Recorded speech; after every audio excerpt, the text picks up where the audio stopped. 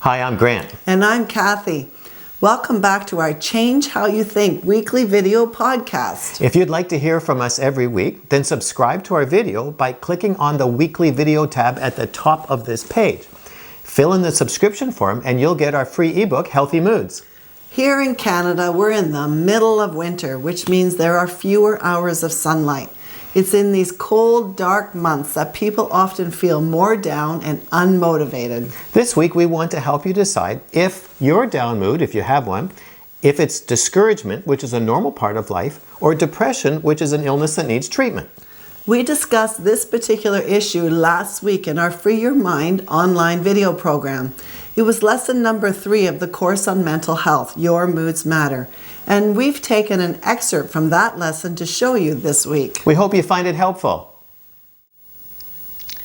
Welcome to lesson 3 in Your Moods Matter.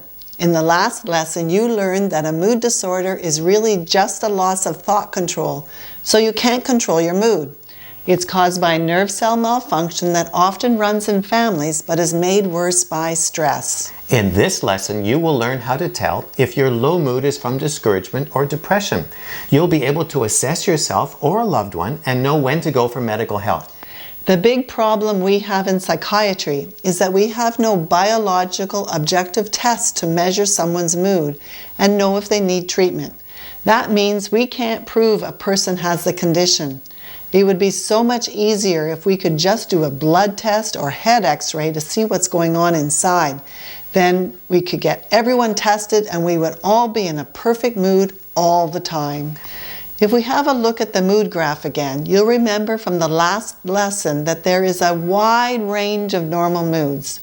As long as your mood stays in the purple zone, which we can't measure of course, we consider that to be normal.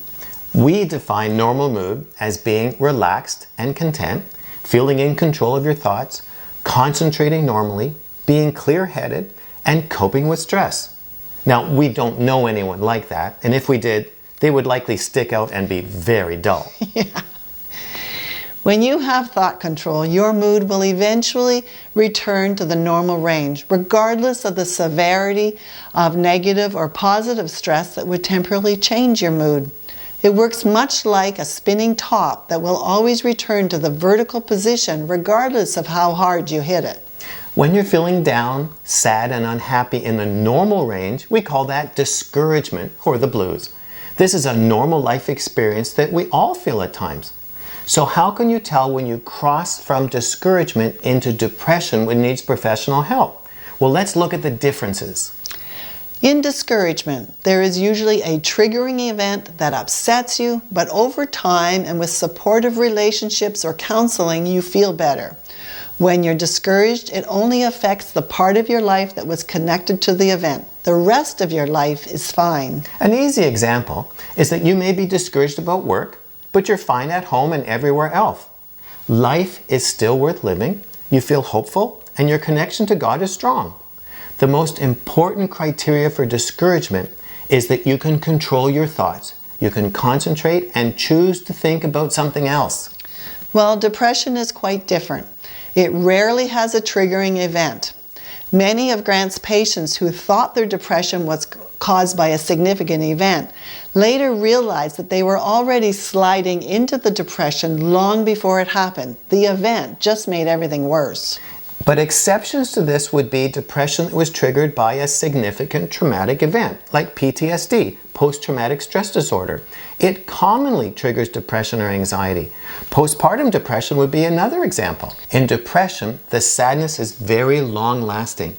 It usually comes on gradually, but doesn't lift with time like it does in discouragement. After recovering from depression, many of my patients realized that their mood had been slowly dropping for 20 years. These people only became aware of their need for treatment, though, recently.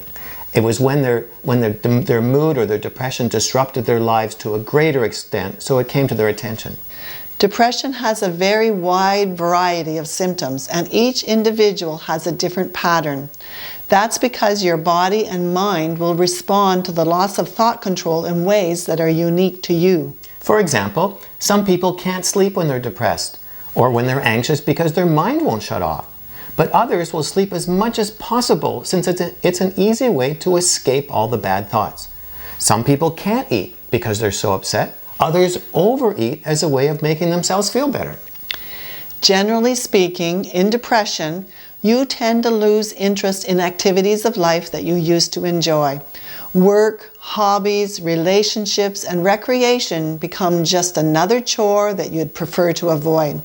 It's hard to relax, your energy and motivation fade, so it's easier to stay by yourself and do as little as possible. Depression drains your sense of joy, hope, or optimism. Everything becomes boring and meaningless. You feel alone even when surrounded by loving family. You just can't connect to people anymore. Concentration on work, pleasure, or reading becomes distracted by the continuous stream of negative thoughts that you can't stop. You actually become the victim of your thoughts rather than the controller. When reading, you see the words but have to reread the sentence over and over before understanding what was said. Your memory gets worse because you aren't concentrating enough to store the new information, and it becomes hard to finish any task due to fatigue or lack of interest. There are major spiritual symptoms as well that Christians experience in depression. We'll describe them in more detail later in the course.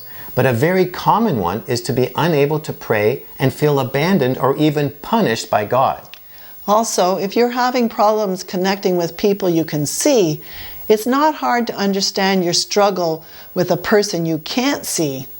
You also might be angry with God for allowing you to feel this way. Socializing is hard during depression, so it becomes uncomfortable to attend church. People with depression often find they don't get anything out of church services due to poor concentration and the sense of distance from God. But we'll be discussing how depression affects you spiritually in much more detail in a later lesson. In depression, it's hard to make decisions because of low self-confidence, poor concentration, and the fear of making the wrong one. You may find yourself worrying about everything, even tiny details of life that you never cared about before. You may become anxious about every unusual body sensation and presume it's a serious illness needing urgent medical attention. 50% of depressed people can't stop worrying. Anxiety disorder is the mirror image of depression. It's caused by the same chemical imbalance, and the medications to treat it are the same. The only difference is that in anxiety, worry, and fear are more common thoughts than sad, hopeless thoughts. In depression, the negative thoughts are more common than the worries.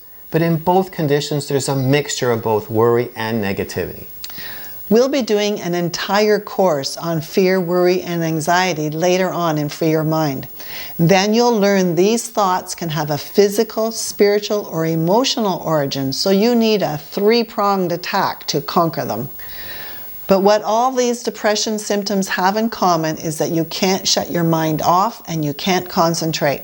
So the key diagnostic question to ask yourself or a loved one who is struggling with sadness or worry is, can you shut your mind off and think about something else? If they can, it's most likely then discouragement.